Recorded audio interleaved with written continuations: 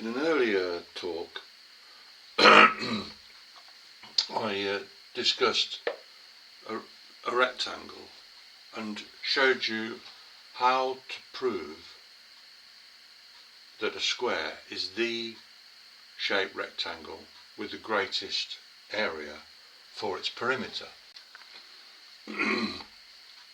So if this was a farmer's field, that would mean that this would be a fence, and you're looking for how the shortest fence for the greatest area of field. And I did that by making these equations, one for the perimeter P and another for the area A. And then I used these simultaneously by first rearranging this one into this so that I could get y, and then I put y into here, substituting y in here, and then doing some rearranging to show this. And then after that I did some differentiation to find the maximum size area for the for a fixed length of perimeter, fixed length of fence.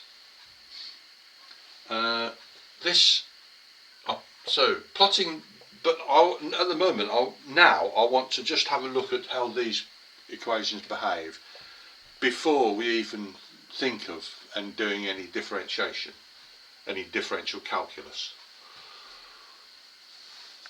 So plotting this area against x,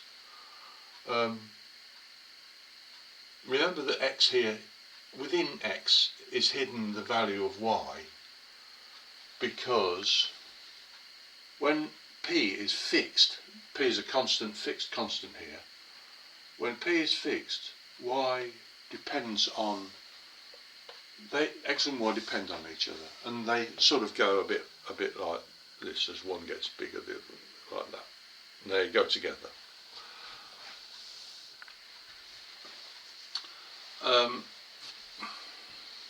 And the maximum, and then this equation gives you this parabola with a maximum.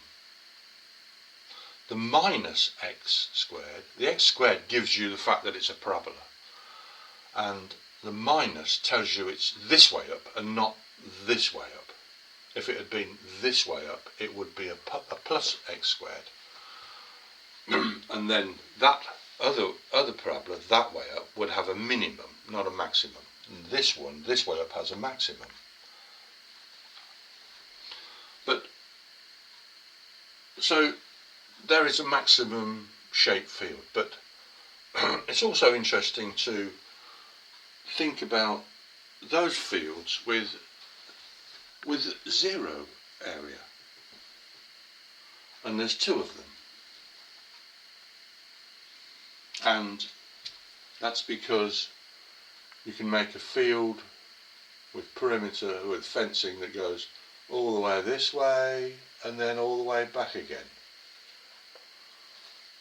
And then there's another one where the fence goes all the way along and all the way back again, and with each of these having no thickness and so therefore no area.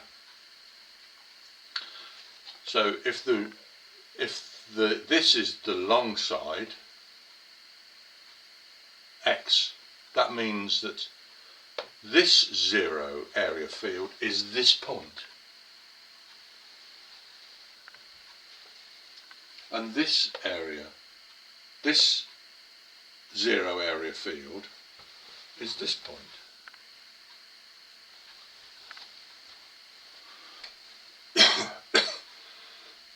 However, that means, if you think about this, that means that for every rectangle except a square, there are always two rectangles with the same area. Say that one. Areas here and same area there with the large, with where this one is where the width is greatest and this one is where the height is greatest.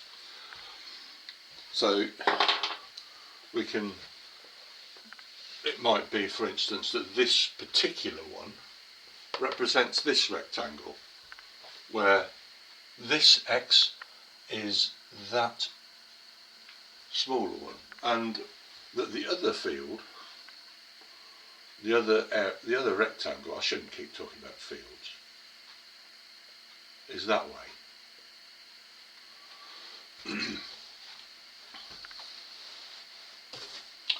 So that's looking at area plotted against x.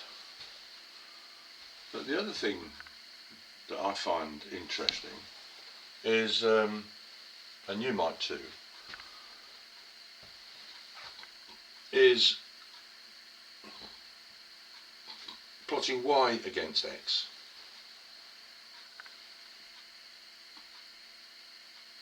And I've done that here.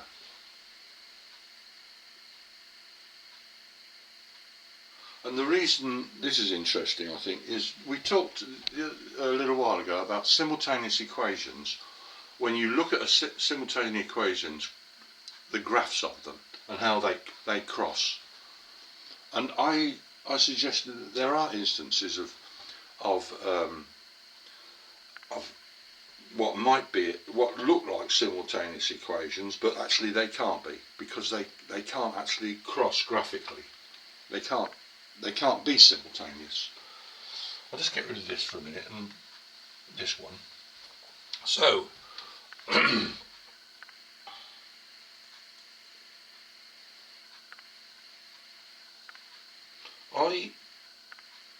I was talking the other day about this graph, which is y equals 1 over x. This is the positive quadrant of y equals 1 over x. There's also the negative quadrant down there, which goes the other way.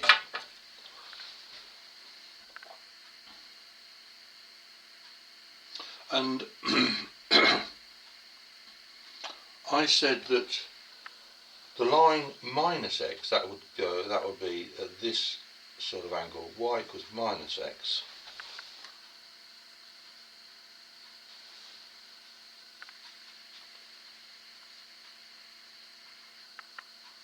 Y equals minus x and y equals 1 over x can never be simultaneous. And you can see that this is quite similar. The gradient here is a gradient of minus 1. Plus 1 is that way at 45 degrees. Minus 1 is that way. And this line, because it's the minus x here is what tells you the gradient of this straight line. And so it is, the gradient of this straight line is minus 1. No matter what p over 2 tells you where this line goes, because this point is p over 2. If I can draw that in.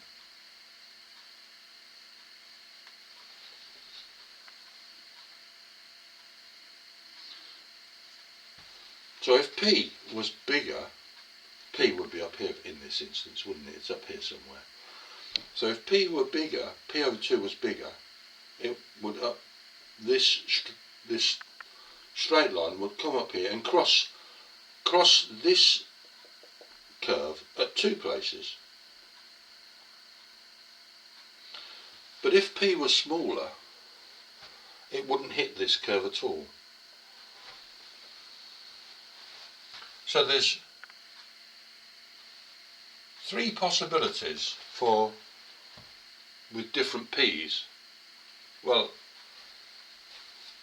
for if we vary P and say that A is fixed, oh, I didn't tell you what the other curve is like. A over X is, what it's like is, it's rather like this, except that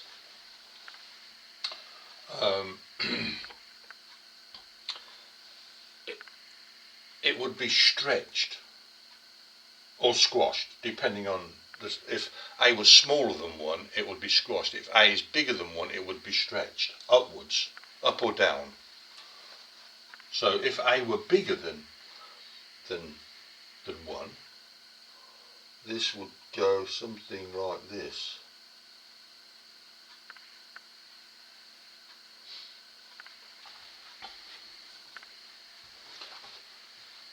And if A was actually 1, it would be exactly the same as that. So say 1 square kilometre. Or I think the standard unit of area is hectare. I'm not sure how big a hectare is. Maybe 100 metres by 100 metres or something.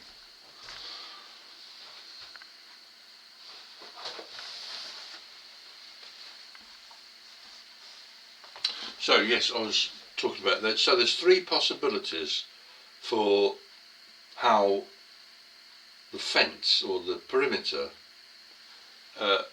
interacts with the area.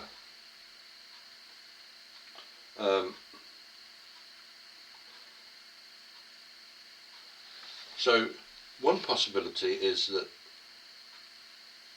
the fence corresponds to a rectangle.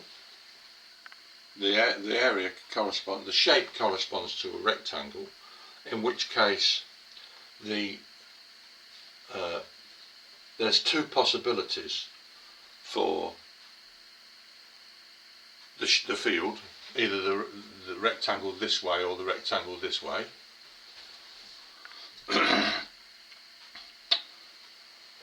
There's this possibility where it hits the area curve in one place, and that's the square, or there's the possibility down here where there's not enough perimeter to go round the square or round the rectangle. Something like this, say, and then there's a gap.